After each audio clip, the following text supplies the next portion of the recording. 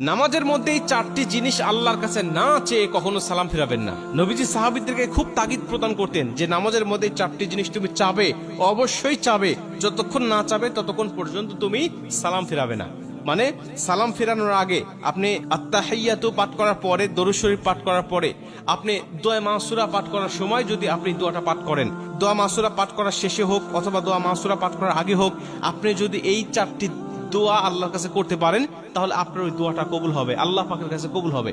এই দোয়াটা রাসূল সাল্লাল্লাহু আলাইহি ওয়াসাল্লাম বলেছেন, এটা বুখারী মুসলিম শরীফের মধ্যে আসছে এবং মুসলিম শরীফ শুধু মুসলিম শরীফের মধ্যে আসছে, আবু দাউদ শরীফের মধ্যে আসছে। রাসূল সাল্লাল্লাহু আলাইহি ওয়াসাল্লাম বিভিন্ন সাহাবীদেরকে তাকিদ প্রদান করতেন সব সময় যে তুমি নামাজে সালাম ফেরার আগে এই দোয়াটা করবে, কারণ এই দোয়াটা আল্লাহর দরবারে কবুল হয়। এবং আপনি যদি এই নির্দিষ্ট দোয়া বাদ দিয়ে কুরআন হাদিসের বর্ণিত কোনো দোয়া যদি আপনি নামাজের মধ্যে পাঠ করতে পারেন তাহলে সেটাও আপনার জন্য জায়েজ হবে। কারণ বুখারী মুসলিমের মধ্যে রাসূল সাল্লাল্লাহু আলাইহি ওয়াসাল্লাম বলেন, সুম্মাল ইয়াতাখায়্যা মিনাদ দুআই মা শা, অর্থাৎ নামাজের মধ্যে তাশাহুদের পরে যদি আপনি কুরআন হাদিসে সমর্থিত এমন কোন দোয়া যদি আপনি পাঠ করতে পারেন তাহলে এটা আপনার জন্য জায়েজ রয়েছে, এটা আপনি আল্লাহর পাকের কাছে চাইতে পারেন। আর নামাজের মধ্যে যে দোয়াটা করা হয় এই দোয়াটাই হলো সবচেয়ে উত্তম দোয়া, এই দোয়াটা আল্লাহ পাক ডাইরেক্ট কবুল করে নেয়। রাসূল সাল্লাল্লাহু আলাইহি ওয়াসাল্লাম বলছেন কোনটা চারটা জিনিস চাবে। এক নম্বর হলো আল্লাহুম্মা ইন্নী আউযু বিকা মিন আযাবিল কবর, তুমি কবরের আযাব থেকে আল্লাহ পাকের কাছে দোয়া করবে যে আল্লাহ তুমি কবরের আযাব থেকে আমাকে মাফ করো। কেন?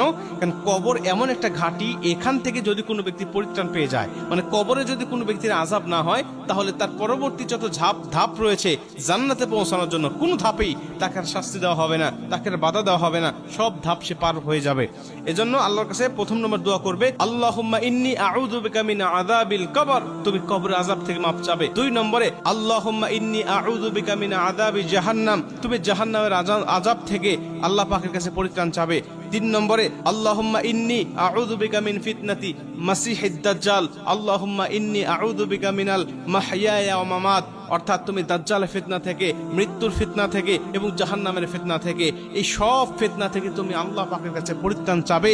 কারণ দাজ্জালের ফিতনা বড় ভয়ানক, জাহান্নামের ফিতনাও বড় ভয়ানক। মৃত্যুর সময় তোমার যে ফিতনা হবে, অর্থাৎ মৃত্যুর সময় তোমাকে বেঈমান অবস্থায় যেন মৃত্যু না হয়ে যায়, দুষ্ট জিনেরা, দুষ্ট শয়তানেরা তোমাকে যেন ধোঁকা দিয়ে বোকা না বানিয়ে ফেলতে পারে, তোমার ঈমানটা যেন না হারিয়ে যায়। এজন্য তুমি আল্লাহ পাকের কাছে পরিত্রাণ চাও যে আল্লাহ তুমি মৃত্যুর সময় যত ফিতনা আছে এই ফিতনাগুলো থেকে আমাকে হেফাজত করো, আমাকে মুক্তি দান করো।